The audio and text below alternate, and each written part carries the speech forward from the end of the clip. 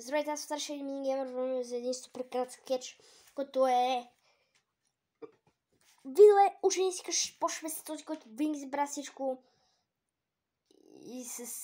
ще имаш някои типове с този, който винаги учи. И с лакомият тип ученик, който буквално ще се опитва да яде по време с някакви такива неща, ще праскате отново да започваме. Примерно останах човек, но не спима. Трябва да тръгна на училище. Събрах да си напиша домашното. Нямам да има време. Бързо пиши. Няма да има време, човек не му се занима. Бързо трябва да тръгна, че учи, тук ще ме накаже. Мали бързо, че ще ме накажат. Обърнете се малко тежка, ама нищо.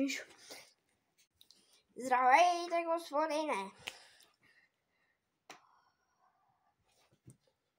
Така, деца, изведете си тетрадките по математика, защото през час не си има математика, знаете. Това е тетрадката по български, бе. Господин, нямаме тетрадка по математика. Забележка, да казвам си. Пак ли забележка, бе? Това беше първият тип.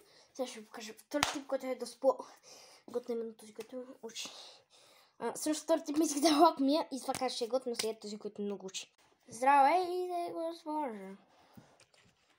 Те си имам история. Любимите ми тетрадчицата. Сега ще пиша. Разбира се, така пиша всичко. Химикалка.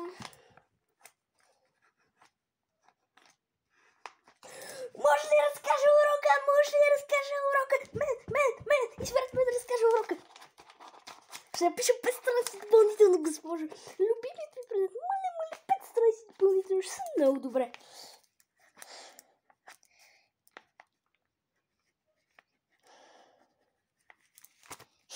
Пет страници допълнително. Супер добре.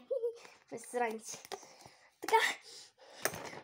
Може ли ни да допълнително домашно утре за контролното, моля? Лакомият. Let's go към него. Ето с училище, бе. Тук не мой са ама не ме интересува, ще пробвам я по време на часа с кого ми пука. Кой ми пука, че не мога се яде? Аз ще си ям по време на час. Най-почва ще трябва да го скрия обаче.